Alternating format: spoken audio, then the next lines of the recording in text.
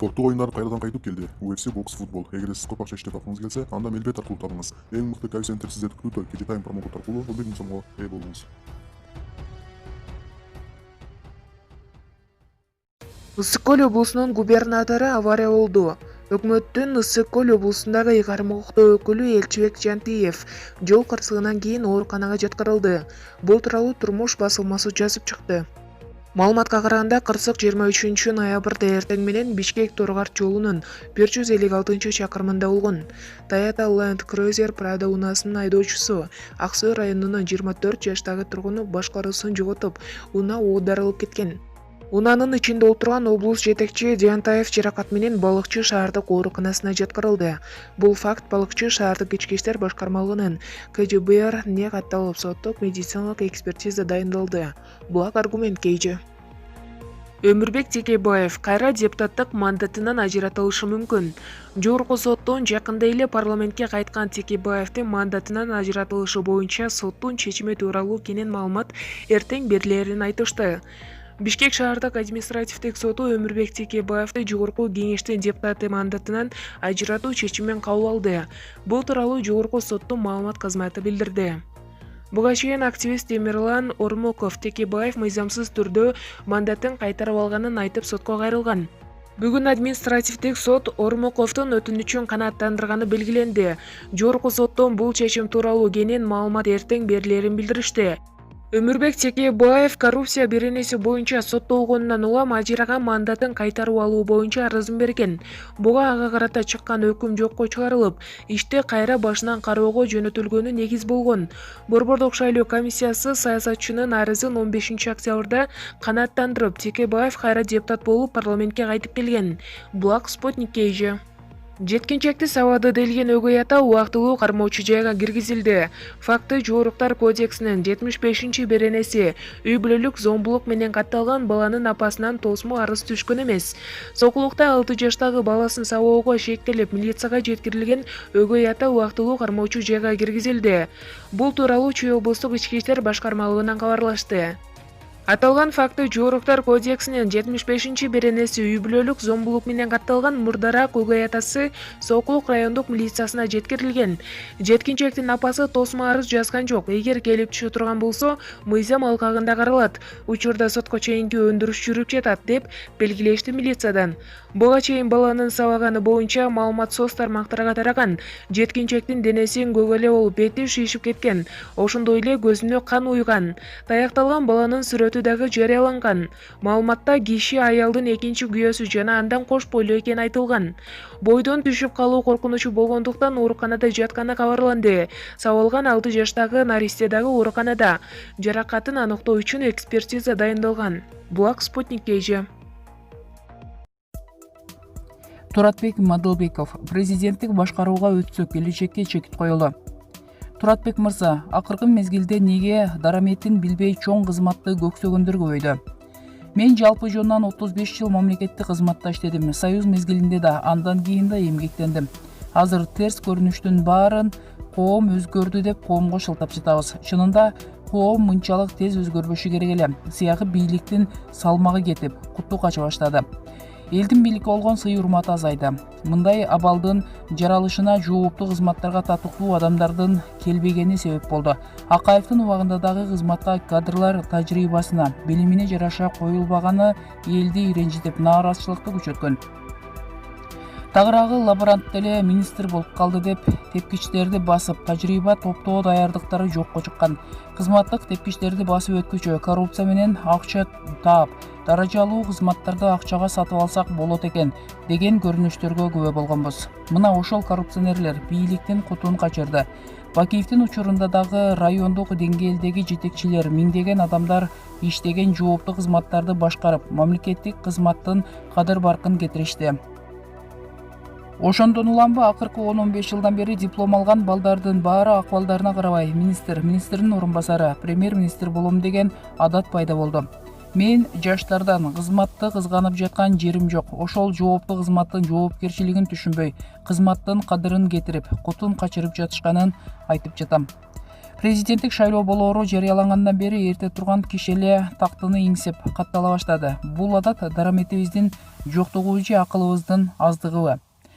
Негизи президенттикке талапкер болгондорду дагы, парламенттик шайлоого катышууну каалагандарды дагы алгач каттоого чейин билимин, тажрыйбасын, анан сабаттуулугун текшере турган эрежелерди киргизип, бир канча процедурадан өткөрө турган барьерлерди коюп, мыйзам кабыл алышыбыз керек эле. Ошондо гана татыктуулар жооптуу кызматтарга аттанганга мүмкүнчүлүк алышмак. Эч жерде иштебеген, эки сөздү кошуп жаза албагандар өзү эле иргелип калмак. Президенттикке, парламентке талапкер болгондор жок эле дегенде жазганды билиши керек. Кыргыз тилинде диктант изложение жаздырып, 4-5 деген бага татыктууларын гана талапкер деп каттоо зарыл. Эки алгандарды жалпыга маалымдоо каражаттарынан кетирген катасын айтып, элге жарыялаш керек. Ошондо дараметине, акылына ишенгендер гана аттанып, башкалары уят болуп калбай эле дешип, акыбалына, мүмкүнчүлүгүнө жараша иш кылышмак. Ошондой эле президенттикке аттангандар мамлекеттик кызматтарда же муниципалдык кызматта 5 жылдан кем эмес иштесин, же өндүрүштө бир канча жыл башкарсын дегендей чектөөлөрдү дагы киргизиш керек. Ошондо президенттик кызматты оюнчук көргөн, эч жерде иштебеген адамдар президенттикке ат салышпай калышат. Антпесек куудулуу деле, кыш болбойту деле аттанып, Кыргызстанды жер жүзүнө шылдың кылышып, мамлекетибиздин кадырын кетиришүүдө. Негизи мен сөз кылып жаткан эрежелерди мамлекеттик жооптуу кызматка барган бардык адамдарга колдонушубуз керек. Ошондо министрдин орун басарлык кызматына да татыктуу кадрлар барат. Парашют менен асмандан түшүп калган кадрлар азаят. Кыскасы, мамлекеттик кызматтардын баркы көтөрүлөт.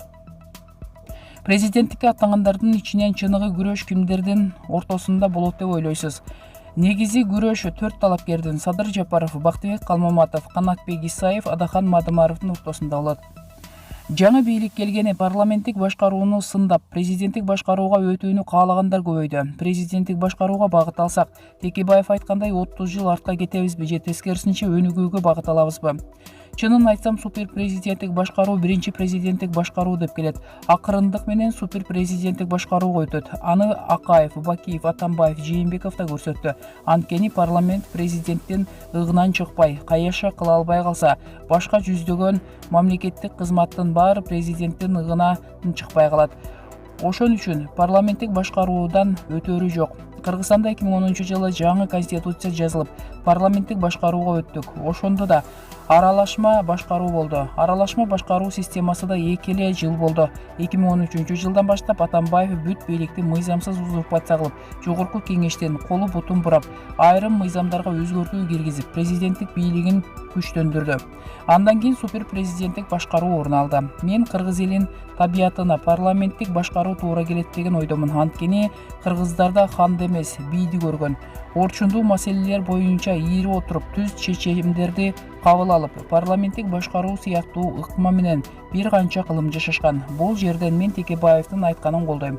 Негизги жогоруда айткан 4 азаматтын кимиси президент болсо да, тегерегиндеги адамдар каалайбызбы, каалабайбызбы кошоматтанып отуруп, бийликке үстөмдүк кылалы деп жолдон чыгарып, супер президенттик башкарууга алып келип коюшат. Ошон үчүн парламенттик башкаруудан алыстабашыбыз керек. Парламенттик башкаруу болсо, татыктуу депутаттар келсе, Кыргызстан өнүгөт. Азыр бир кишиге Кыргызстандын тагдырын карматып коюу өтө кооптуу. Парламенттик башкаруунун да катачылыгын айтып жатышат. Аны эпке келтирип, кемчилигин оңдоп койсок болот. Маселен, өкмөттү бат-бат алмаштырбай, туруктуу иштеш үчүн жалпы депутаттардын 3-төн 2-си каршы болгондо гана өкмөт отставкага кете турган кылсак, баштагыдай улам өкмөт алмашкан маселе жаралбайт. Улам президенттик шайлоо кылып, референдум өткөрүп, акчанын баарын корото бербей, таза парламенттик башкарууга өтүшүбүз керек. Ошондой эле курултай институтун ишке киргизип, парламент курултайга отчет бере турган кылсак, иштебеген депутаттарга курултайда биринчи жылы эскертүү берилип, экинчи жылы жыйынтык чыгара албаса, чакыртып ала турган мыйзамдарды кабыл алсак, баары иштеп, ишинен жыйынтык чыгарып калышат. Жаңы бийликтин чек ара кызматын УКМКга кошконун бири колдосо, бири сындап, чек ара кызматы өз алдынча өсө албайт деп жатышат го. Жаңы бийликтин чек ара кызматын УКМКга кошконун туура эле болду деп эсептейм. Жогорку кеңештин депутаты болуп турганда, Европа мамлекеттерине, Прибалтика мамлекеттерине барганда чек ара кызматын бири коопсуздук кызматына кошуп берсе, кээ бири ички иштер министрлигине кошкондоруна күбө болгом. Кыргызстанды деле мурун УКМКга кошуп, кайра бөлүп, оюнчу кылып алышкан. Бул сапар андай кылбай, анализдеп туруп кошсо керек да. УКМК башкадагы кызматтар менен тыгыз иштешип, биздин чек аранын бекемделишине, тартиптин болушуна өбөлгө түзөт деген ишеничтемин. Чек ара кызматында да канчалаган мафиялар бар экени далай жолу айтылган. УКМКга кошулганы андай мыйзамсыз иштерге бөгөт коюлат го.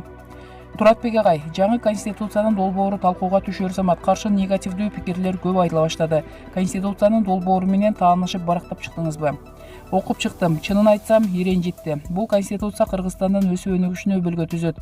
Бул конституция менен бир ууч адам эле жыргайт, жаштар өспөйт. Мен бул конституцияны окуганда Акаевдин, Бакиевдин убагында түзүлгөн топтор бийликти колго алып, бийликтин кумарына баткысы келип жаткандай эле сезилди. Ошондуктан ушул конституцияны кабыл ала коелу дебей, артка кылчайып карап, президенттик башкаруу кантип супер президенттик башкарууга өтүп кеткенин эстешибиз керек. Таң калганым, парламентти өркүндөтмөк турсун, бутап салыптыр. Президенттик институт менен министрлер кабинетин кошуп, жогорку кеңештин уруксаты менен президент премьер-министрдин милдетин аткара турган кылышыбыз керек. Курултай институту кириптир деп жатышат го. Курултай дегенибиз менен президенттик башкаруу болсо, алардын баары президентке баш ийип калат. Тагыраагы Акаевди өмүр бою президент кылыш керек деген кошоматчылардын баары курултайга келип алышат. Ошондуктан курултай институтун киргиздик деп элди сооротушпай эле койсун. Эгер президенттик башкарууга өтө турган болсок, келечекти жыйыштырып эле коюшубуз керек. Булак Азия Ньюс гезити.